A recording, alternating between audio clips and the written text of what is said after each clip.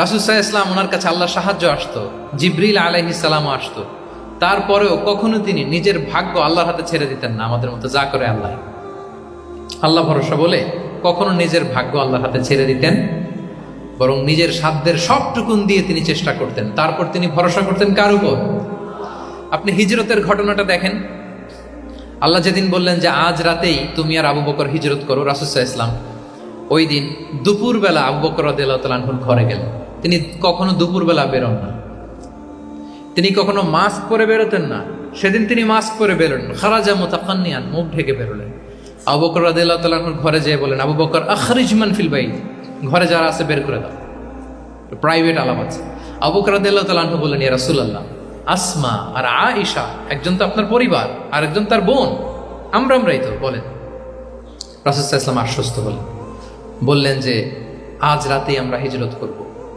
আজ রাতেই। মক্কা থেকে মদিনা হচ্ছে উত্তর দিকে, কোন দিকে? আপার নর্থ। তিনি মক্কা থেকে মদিনায় হিজরত করবেন উত্তরে, কিন্তু তিনি বের হলেন দক্ষিণ দিক দিয়ে, শত্রুর চোখে ধুলি দেওয়ার জন্য। দেখেন, দিনের বেলা বেরোলেন না, রাতে বেরোলেন। দেখেন, একটার পর একটা প্রিকশন। দুপুরে বেরোলেন, চেহারা ঢেকে বেরোলেন, প্রাইভেসি মেনটেন করলেন। ডেস্টিনেশন এদিকে, বের হলেন এই দিক দিয়ে, সবার চোখের অন্তরালে তিনি বের হলেন। এবং তিনি আবু বকর রাদিয়াল্লাহু তাআলা আনহুকে বললেন, সবাই যেই পথে মদিনা যায় আমরা কিন্তু ওই পথে যাব না, ক্যারাভানগুলো যেই পথে যায় ওই পথে না, সাওয়াহিলি একটা আনইউজুয়াল রুট ধরে আমরা যাব, সাগরের পার ঘেঁষে ঘেঁষে, যাতে ওরা বুঝতে না পারে। এই জন্য আবু বকর রাদিয়াল্লাহু তাআলা আনহু একজনকে ভাড়া করলেন, আব্দুল্লাহ ইবনে উরাইকিত নামে, যে আনইউজুয়াল রাউটটা চিনে, যে সাগরের পাশ ঘেঁষে চলে যাওয়া পথ দিয়ে মক্কা থেকে রাসূল সাল্লাল্লাহু আলাইহি ওয়াসাল্লামকে মদিনায় পৌঁছায়। দুইটা উট তিনি 2 মাস ধরে এটাকে নার্চারিং করে রাখলেন। 3 দিন আবু বকর রাদিয়াল্লাহু তাআলা আনহু এবং রাসূল সাল্লাল্লাহু আলাইহি ওয়াসাল্লাম গারে সাউরে অবস্থান করলেন 3 দিন, যাতে করে বুঝতে পারেন যে মক্কায় তাদের ব্যাপারে কি বলা হয়।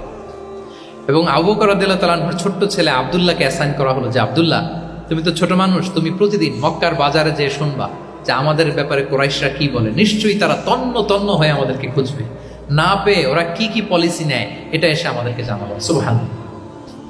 ছোট্ট আব্দুল্লাহ মক্কার বাজারে কে কি বলে শুনে, গোয়েন্দার মতো করে, স্পাইয়ের মতো করে সে তথ্যগুলো নিয়ে, খাবার নিয়ে গারে সাউরে প্রতিদিন ইনফরমেশন পাস করে আসতো, আবার খাবার দিয়ে আসতো। আচ্ছা বলেন তো, এই ছোট্ট আব্দুল্লাহ যেই পথে যায়, মরুভূমির উপরে তার ফুটপ্রিন্ট আছে না, আব্দুল্লাহর ফুটপ্রিন্ট। তো কুরাইশরা তো তন্ন তন্ন হয়ে রাসূল সাল্লাল্লাহু আলাইহি ওয়াসাল্লামকে খুঁজতে